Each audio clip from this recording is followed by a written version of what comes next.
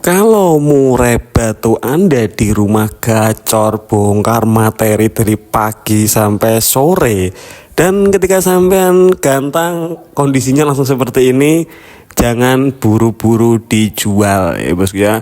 Bisa jadi burung ini bukan mentalnya yang jelek, tetapi justru karena settingan sebelum berangkat lomba tadi yang kita berikan ini tidak tepat. Ya bisa jadi ketika kita punya burung di rumah gacor murai batunya, tapi saat digantang murai batu hanya diam plonga-plongo loncat-loncat doang, nggak mau bunyi, sekalipun bunyi juga halah kayak gitulah.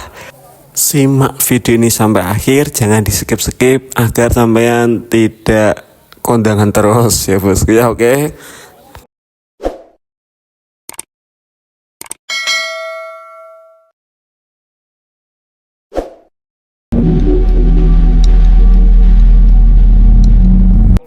Ya, assalamualaikum warahmatullahi wabarakatuh. Ya, bos ya, ketemu lagi dengan kita Raja Masteran Channel.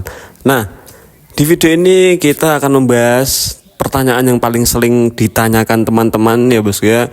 Mas, di rumah murai batu saya bongkar-bongkar isian, tapi ketika digantang kok nggak mau bunyi ya, cuman matung, plongak-plongo, loncat-loncat, sekalipun bunyi juga cuman nguk loh. Apa yang salah? Ya, ini sebelumnya terima kasih teman-teman yang sudah mendukung channel ini dan tergabung untuk berlangganan di Temomat.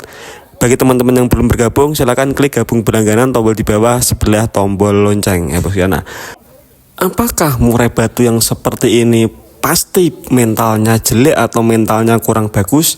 Saya rasa tidak ya bos ya, karena penyebab burung kita di rumah gacor bongkar materi, sedangkan saat kita gantang itu nggak maksimal kinerjanya atau mengecewakan lah gampangnya ya bos ya, itu rata-rata karena kesalahan perawatnya. Di video ini kita akan bahas 5 kesalahan umum yang sering membuat murai batu kita ini kondisinya malah menurun dibanding saat di rumah. Lah kok bisa mas? Settingan lomba kan untuk memaksimalkan kondisi, kok ini kita setting lomba malah membuat murai batu kita kondisinya menurun. Nah, kesalahan yang pertama yang sering terjadi adalah teman-teman pasti ketika memikirkan untuk lomba, misal katakanlah di hari Minggu, yang pertama difikirkan pasti menaikkan porsi EF ya.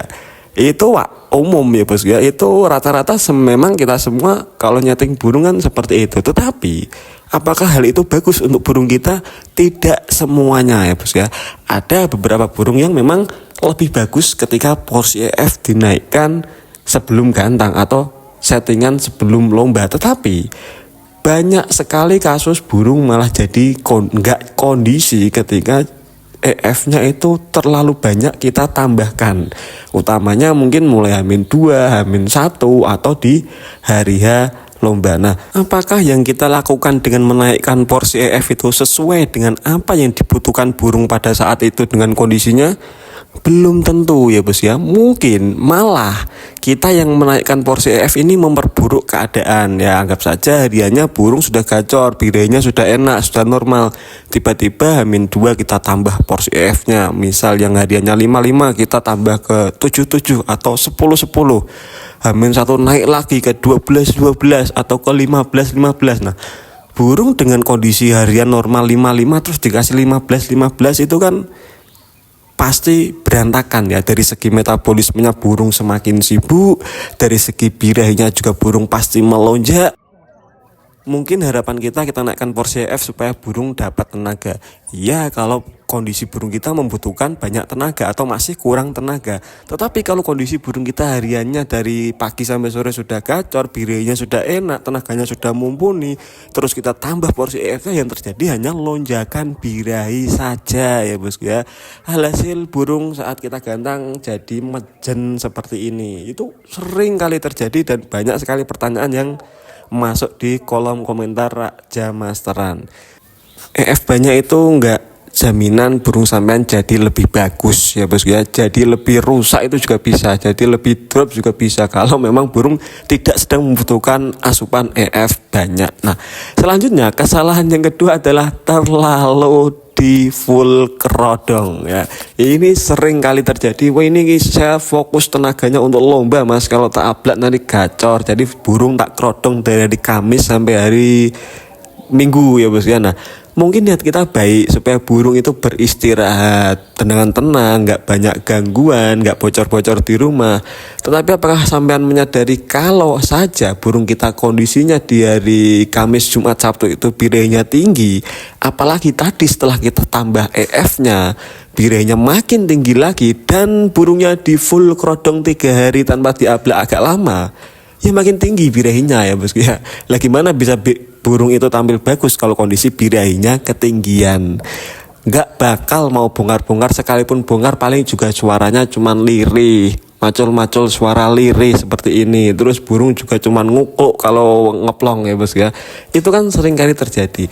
Boleh kita kondisikan untuk istirahat, tetapi jangan berlebihan juga. Burung murai batu itu juga butuh waktu untuk melampiaskan emosi dan birahinya. Mungkin pagi kita ablak sebentar biar burung berkicau koar-koar, ngebuang birahinya sedikit. Sore kita ablak sebentar, seperti itu ya bos ya. Oke, pengkerodongan itu perlu kalau memang burung sampean butuh pengondisian supaya birahinya ini agak naik. Nah, biasanya terjadi pada burung pastol yang birahinya kurang. Itu oke, bagus kita full kerodong supaya birahinya nggak hilang lagi kalau diablak ya bos ya. Tetapi misal contoh saja rata-rata kan kasusnya burung dewasa ya bos ya. Burung dewasa yang secara normalnya itu sudah gampang birahi, dari hari Kamis, Jumat, Sabtu dinaikkan porsi EF, terus burungnya di full kerodong, eman-eman dijemur, eman-eman diablak, ya makin tinggi birahinya, hasil kita gantang juga nggak bakal maksimal. Kesalahan selanjutnya adalah terlalu kejar tayang pemasteran. Ya ingat, burung murai batu itu bukan siswa SMP yang mau ujian.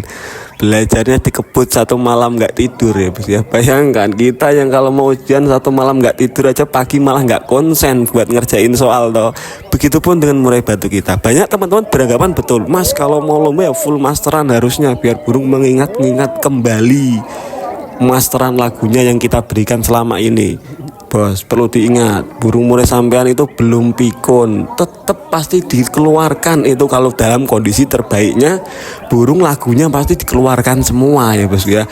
Sekalipun sampean burungnya itu punya misal contoh karena 5 lagu materi yang bagus, kalau dia kondisinya nggak fit juga nggak bakal dikeluarkan satupun ya bos ya, pasti dominan ngukluknya saja. Tetapi misal burung murai batu kita ini punya 5 lagu andalan, kalau kondisinya fit minimal 3 lagu pasti dikeluarkan ya bos ya. Jadi menurut saya pemasteran sebelum lomba itu terlalu berlebihan, juga malah mengganggu istirahat burung murai batu kita ya. Awalnya kita kita full kerodong supaya burung nyimpen tenaga, ya dimasteri juga ya gacor juga ujung-ujungnya ya kan. Banyak juga burung yang karakternya seperti itu, ataupun burung yang diam aja nggak gacor tapi tidurnya terganggu karena berisik suara masteran yang kita tempel ya bos ya. Itu malah menurut saya mengurangi kondisi murai batu kita ketika kita mau bawa lomba. Pemasteran boleh secukupnya saja lah, mungkin saat maghrib sampai jam 10 malam nanti dimatikan, atau saat fajar kita embunkan sambil dimasteri, oke itu boleh. Jangan kok langsung 24 jam ya bos ya, burung juga nanti malah jenuh. Biasanya kalau jenuh itu juga burung malah emosinya naik karena merasa terganggu dengan hal berisik di samping dia itu ya bos ya. Jadi pemasteran itu boleh-boleh saja menjelang lomba, tetapi jangan berlebihan. Berikan juga burung waktu untuk istirahat. Terus kesalahan terakhir dan yang paling fatal adalah pengondisian lapangan yang tidak tepat dengan karakter murai batu kita ya bos ya. Maksudnya gimana ya bos ya? Nah, murai batu itu kan karakternya beda-beda. Ada yang burung dekat murai batu lain itu tetap santai asal nggak lihat. Ada burung yang dekat murai batu lain itu langsung bocor meskipun dalam kerodong. Nah, ketika kita bawa burung murai batu ke arena lomba dan mungkin kita bawa burung berbeda-beda tiap minggu, itu pengondisian lapangan pun juga berbeda-beda ya bos ya. Burung yang gampang bocor ya jangan didekatkan dengan murai batu lain ketika nunggunya masih terlalu lama untuk gantang ya. Wajib kita jauhkan dulu dari arena lomba, mungkin kurang 3 atau 2 sesi baru mendekat ke arena lomba. Kalau karakter burung kita itu senggol bacok ya, denger burung murai batu dikit aja langsung gembor-gembor bongkar materi. Kecuali sebaliknya, kalau burung murai batu kita ini karakter faktornya agak kurang cepat naiknya, kita wajib mendekat dengan burung-burung lain yang gembar-gembor supaya burung kita ini emosinya terpancing. Jangan sampai pas kita gantang burung kondisi emosinya belum mapan, belum enak, alhasil ya cuman ngukluk-ngukluk doang, nggak respon sama sekali atau responnya cuman setengah-setengah ya bos, kan itu nggak maksimal ya. Padahal burung kita dari rumah sudah bagus, kondisinya oke segala macam, karena salah pengondisian lapangan tadi burung kita malah drop kondisinya, kurang emosinya, nggak kerja jadinya, ya itu kan sering kali terjadi. Nah, selain dari penempatan posisi ya bos ya, setut EF di lapangan itu juga sering mengakibatkan burung kita jadi nggak kondisi ketika ketemu lawan ya bos ya.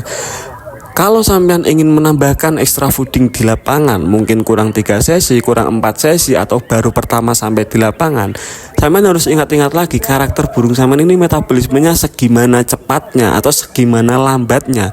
Jangan sampai burung sampean metabolisme lambat karena sampean amati burung itu di lapangan kondisinya belum on, belum emosi, terus sampean kurang 2 sesi tambah ulet dongong, itu malah memperburuk keadaan ya bos ya. Burung sampean di kandang pasti cuma loncat-loncat dan mangap ya. Kalau nggak ditambah ulet dongong itu lebih bagus, biasanya masih mau agak bunyi sedikit-sedikit, tapi setelah kena ulet mangap doang jadinya, karena burung kita karakternya metabolisme lambat, burung belum selesai mencerna makanannya. Nah, tetapi sebaliknya juga, kalau burung kita memang metabolismenya itu cepat, terus kita stut EF-nya itu baru sampai lapangan langsung dikasih EF, terus habis itu kita kerodong lagi, kita tinggal ngopi, ya mungkin bisa jadi karena kita salah tempat posisi tadi, burung di lapangan gacor duluan, mainnya masih 2 jam, saat digandang burung sudah loyo juga ya bos ya. Itu juga sering kali terjadi. Makanya antara pengondisian posisi di lapangan dengan stud EF itu kita harus benar-benar menyesuaikan dengan kebutuhan burung kita saat itu. Mungkin minggu lalu burung kita podium 1 ya, kurang 3 sesi kita stud ulet dongong 5, tetapi minggu ini kita kasih stud ulet dongong 5 kurang 3 sesi kok burung kita malah gelabakan mangap doang, nggak kerja ya. Itu bisa terjadi karena satu faktor cuaca juga mempengaruhi kondisi birahi dan emosi burung ya bos. Jadi saya pun kalau ditanya mas apakah ini settingan lapangannya paten, nggak ada yang paten kalau lapangan ya bos ya. Kalau settingan pengondisian lomba H-3, H-2, H-1 itu mungkin cuman berbeda sedikit-sedikit saja lah naik turunnya pengondisiannya, tergantung kondisi birahinya kalau saya pribadi ngamati burung. Tapi kalau di lapangan, settingan lomba di lapangan itu menurut saya nggak ada yang paten ya bos ya. Tetap kita fleksibel menyesuaikan kebutuhan burung lagi ya. Burung dalam kondisi main jam 1 siang cuacanya terik panas, nggak mungkin kita kasih ulet dongong 10 ya bos ya. Beda kasusnya kalau kita mainnya agak sore setengah 4, kondisinya mendung atau gerimis atau hujan, kasih ulet 10 masih aman. Nah, makanya di sini kita nggak boleh asal-asalan menambahkan porsi EF. Kita samakan minggu lalu aja lah, minggu lalu kita juara kok burungnya ya kita samakan. Mungkin kalau kita lagi kondisinya nggak beda jauh dengan minggu lalu, burungnya masih kerja. Tetapi kalau kondisi burung itu kita berbeda jauh dari minggu lalu, terus kita samakan settingan lombanya di lapangan, stud EF-nya kita samakan, ya nggak maksimal seperti minggu lalu juga pasti kinerjanya ya bos ya. Nah, yang paling bermasalah adalah ketika burung dipaksa gantang dalam kondisi tidak terbaik, lama-lama berdampak pada mentalnya ya bos ya. Itu yang paling berbahaya, karena kalau kita sudah burungnya kena mental, itu nggak bisa seminggu 2 minggu jadi lagi burungnya, nggak bisa seminggu 2 minggu enak lagi, butuh proses yang agak panjang. Kalau sudah kena mental burung kita ya, trauma di gantangan karena burung nggak fit, nggak kondisi, dipaksa gantang terus tiap minggu, alhasil lama-lama burungnya kena mental. Kalau sudah kena mental ya mungkin kita butuh berbulan-bulan, sebulan ada yang sudah pulih, ada yang 2 bulan baru pulih, ada yang harus nunggu sampai mabung dulu baru bisa pulih, kan repot. Malah kita nggak bisa gantang lagi kalau burungnya kena mental ya bos ya. Kalau sudah kena mental mau diutak-atik settingan hariannya, diutak-atik pengondisian H-3, H-2, H-1, bahkan diutak-atik pakai doping semahal apapun juga nggak bakal kerja ya bos ya. Itu perlu diingat. Jadi kalau kita ngomongin burung di rumah gacor gembor-gembor segala macam, terus di lapangan cuman bengong doang, itu bukan masalah mental saja ya, kadang kesalahan kita sendiri yang membuat burung tersebut malah drop kondisinya pada saat kita gantang. Nah, ujung-ujungnya yang kena juga mentalnya juga. Kalau kita tiap minggu salah terus, nggak kita pernah koreksi, burung dipaksa gantang dalam kondisi yang nggak sebagus atau nggak kondisi terbaiknya, burung lama-lama kena mentalnya juga. Ujung-ujungnya kan repot. Oke, mungkin sekian dulu pembahasan tentang murai batu di rumah gacor bongkar materi digantang cuman pelongak-pelongok ya. Kalau ditanyakan tulis saja di kolom komentar ya bos ya. Terima kasih teman-teman yang sudah nyimak video ini sampai akhir. Jangan lupa like, komen, dan subscribe Raja Masteran Channel. Saya Raja Masteran Channel undur diri. Wassalamualaikum warahmatullahi wabarakatuh bosku.